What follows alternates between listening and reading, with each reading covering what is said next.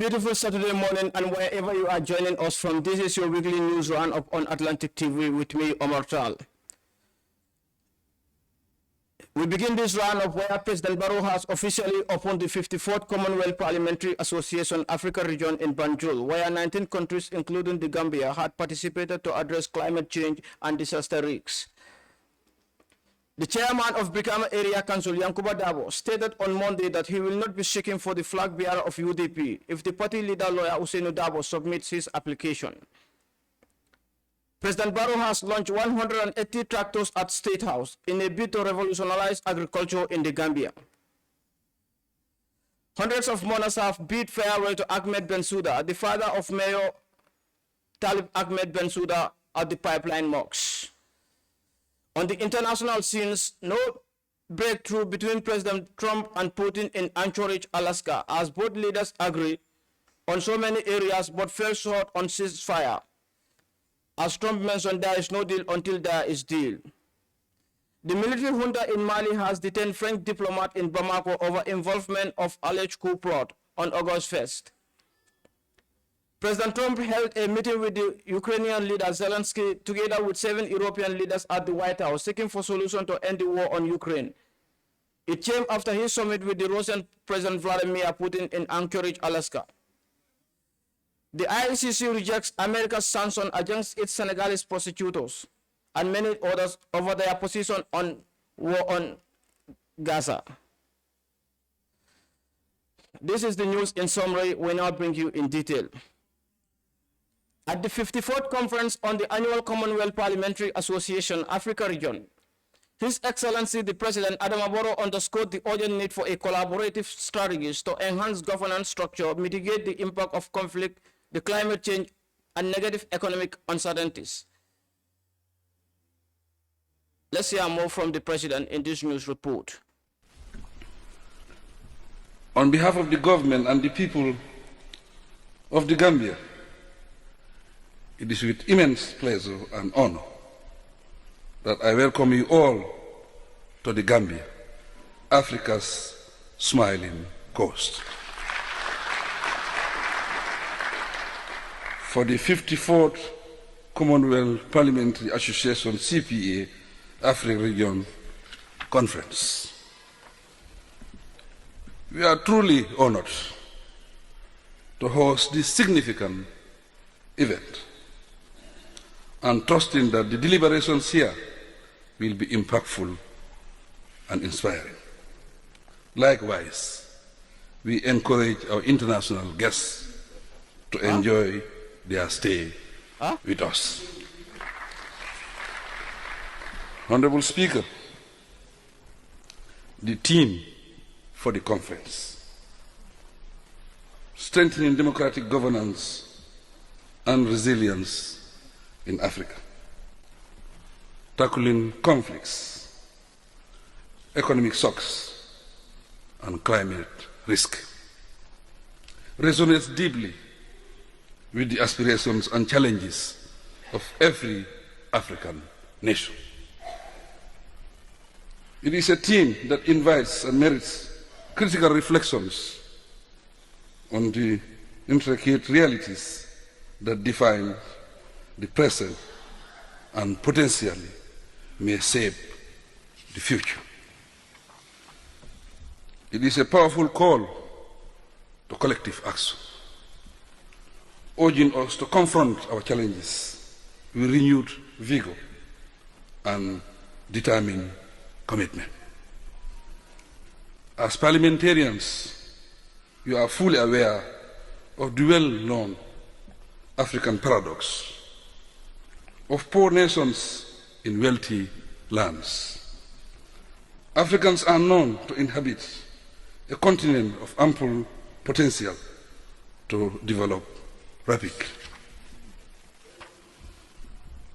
It is rich in human and natural resources and vibrant in diversity, but navigating a complex landscape of threats, instability, poverty, and uneven development patterns.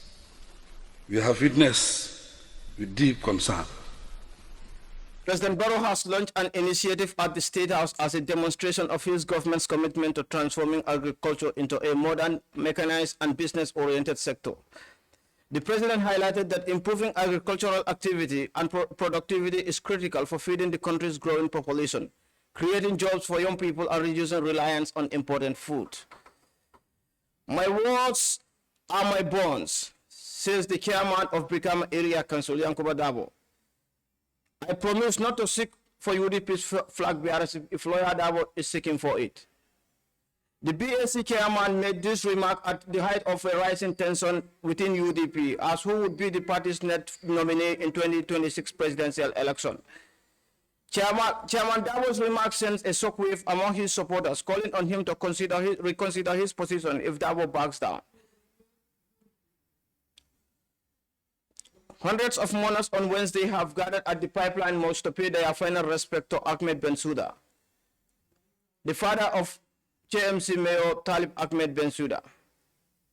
He was a chief figure in Jawara administration who held a role of permanent secretary in post-independent civil service.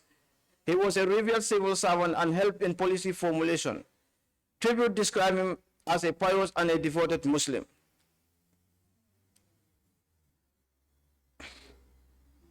In a separate development, in her final days as the United States ambassador to Banjul, Sharon L. Cromer bids farewell after 3.5 years in Banjul as a Washington diplomat.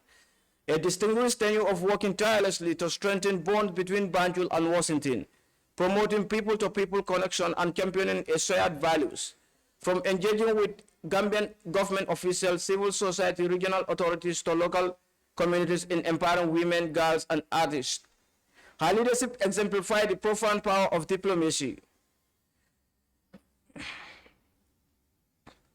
On just the breaking news that has unfolded just this morning, where police have made arrests on the demonstrators who have gathered at the Pura headquarters demanding for a cheap internet tariff after the institution put regulation on the use of data.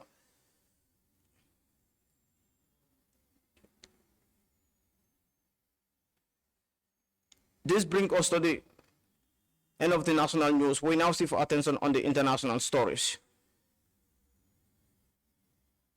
President Trump has described his meeting with Russian President Vladimir Putin as very productive, adding that there is no deal until there is a deal. After hours behind the closed doors, both leaders emerged from an event not seen over decades in American soil. We have more in this report from ABC News' Mary Bruce. Tonight, after hours behind closed doors, President Trump and Russian President Vladimir Putin emerging from their summit. There were many, many points that we agreed on, most of them, I would say, a couple of big ones that we haven't quite gotten there, but we've made some headway. So there's no deal until there's a deal. I will call up NATO in a little while. I will call up the various people that I think are appropriate, and I'll, of course, call up President Zelensky and tell him about today's meeting. It's ultimately up to them. It capped an extraordinary event not seen in more than a decade. Putin touching down on American soil, walking the red carpet as Trump waited to greet him. A hearty handshake, Trump then grasping Putin's arm. As they walked to the stage, Putin looking to the sky as an American B-2 bomber flew overhead, a striking show of force.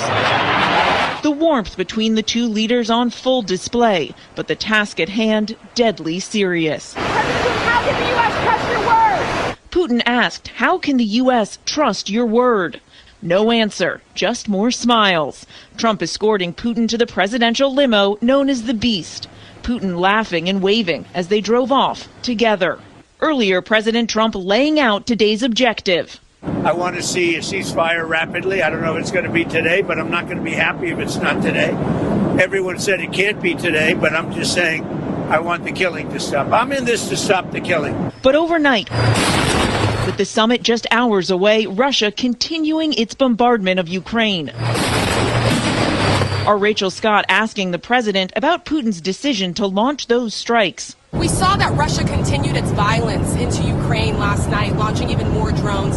What did you make of that? I think they're trying to negotiate. Maybe it's just his fabric, his genes, his genetics.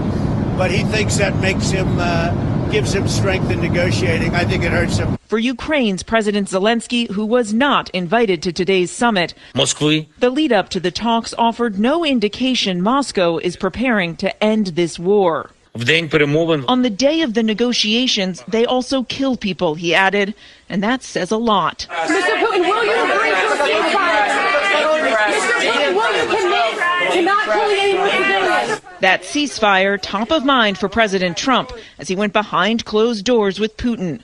Joining him, Secretary of State Marco Rubio and Trump's envoy Steve Witkoff, who helped arrange this summit. Putin accompanied by Foreign Minister Sergei Lavrov and his top foreign advisor Yuri Ushakov. Trump had hoped today's meeting would set the stage for a face-to-face sit-down with Putin and Zelensky.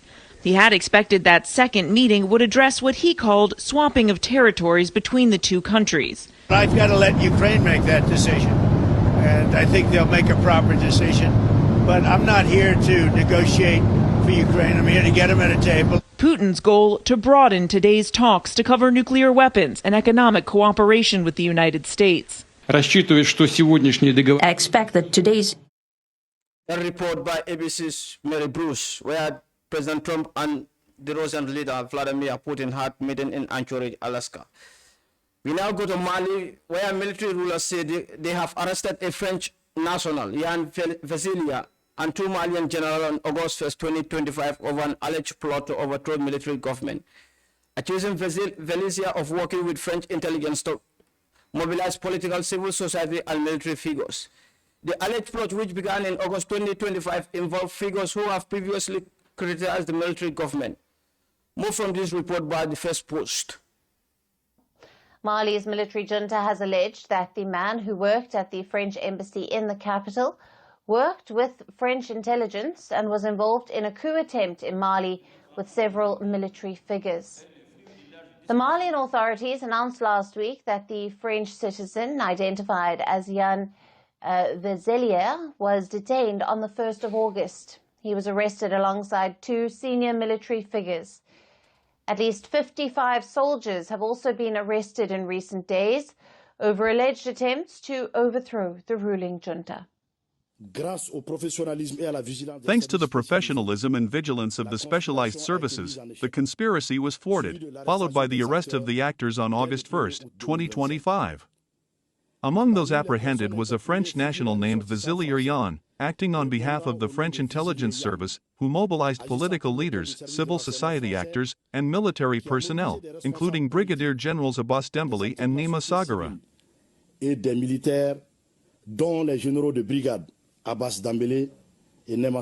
Mali, a former French colony, has been in a prolonged security crisis since 2012, fueled by groups linked to Al-Qaeda and ISIS, as well as local criminal gangs.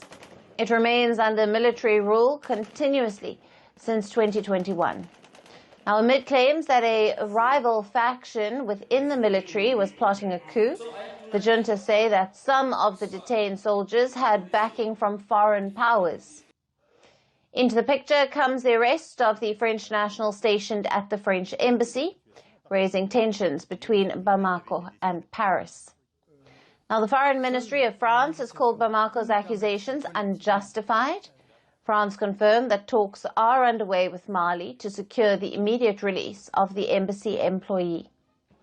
The French officials stressed that the detained national is protected under the Vienna Convention on Consular Relations, and Paris insists that the allegations of destabilization are unfounded and seeks a resolution through dialogue.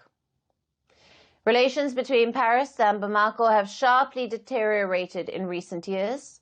The Malian junta, led by President Assimi Goïta, have severed key security ties with France and moved closer to Russia, citing a national sovereignty. Now, apart from the French national, observers note that the arrested generals are high-profile figures, and some of the detained soldiers were closely linked to Defense Minister Sadio Kamara. The military says it is investigating possible accomplices in what it describes as an attempt to destabilize the government. The situation is further complicated to the prevailing crackdown on the Malian political parties as well as the military junta's insistence to rule indefinitely.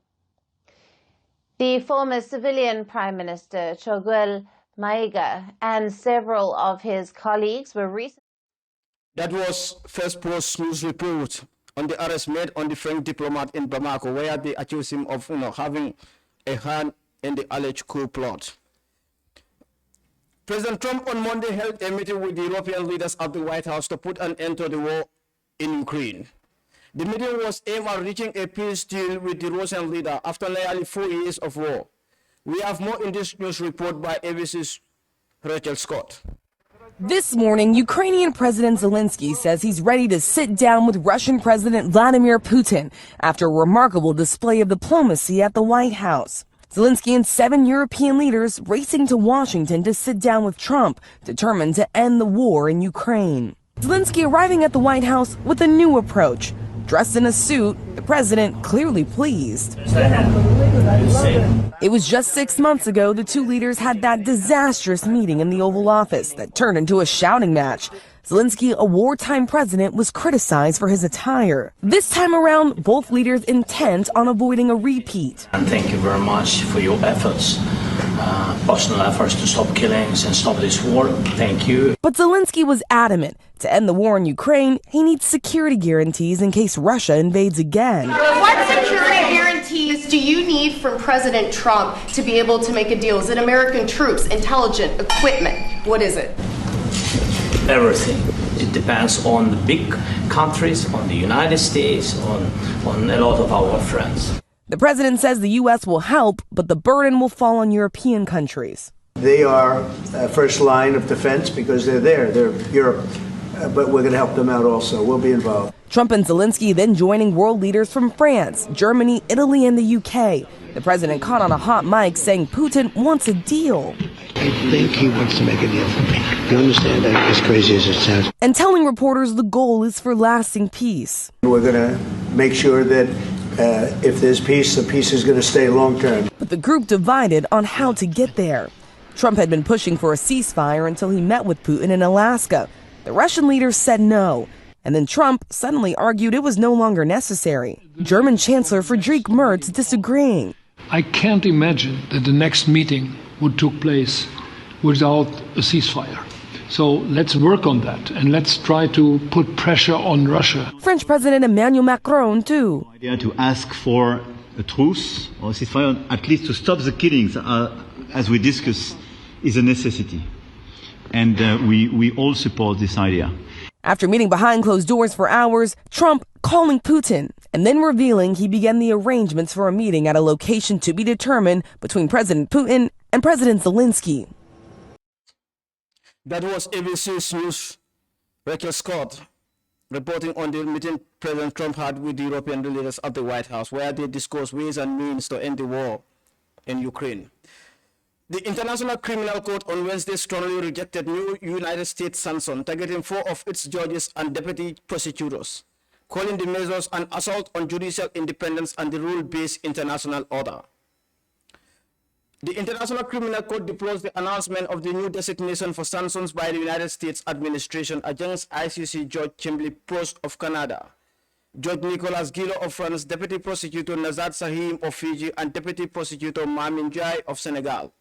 The court said in a statement, the sanctions are a flagrant attack against the independence of an impartial institution which operates under the mandates from 125 state parties from all regions. The ICC has stressed that it will continue fulfilling its mandate in strict accordance with legal framework as adopted by the states, parties, and without regard for restriction, pressure, or threat. This is all we have for you in today's news Roundup on Atlantic TV. But before we go, we just give you a quick recap of our main headlines. President Barrow has officially opened the 54th Commonwealth Parliamentary Association African region in Banjul, where 19 countries, including the Gambia, had participated to address climate change and disaster risks. The chairman of Brikama Area Council, Yankuba Dabo, stated on Monday that he will not be seeking for the UDP flag bearer if lawyer Dabo submits his application. Hundreds of mourners have bid farewell to Ahmed Bensouda, the father of Mayor of KMC Talib Ahmed Bensouda, at the Pipeline Mosque. No breakthrough between President Trump and Putin in Anchorage, Alaska, as both leaders agreed on so many thematic areas, but fell in short to reach a deal on ceasefire. Military junta in Mali has detained French diplomat in Bamako over involvement of alleged coup plot on August 1st. President Trump held a meeting with the Ukrainian President Zelensky together with 7 European leaders at the White House, seeking for solution to end the war on Ukraine. It came after his summit with Putin in Anchorage, Alaska. The International Criminal Court rejected America's sanctions against its Senegalese prosecutors and many others over their position on Israel war on Gaza. This is all what we have for you in our today's news roundup on Atlantic TV. With me, Omar Taal, and the rest of our team. We thank you.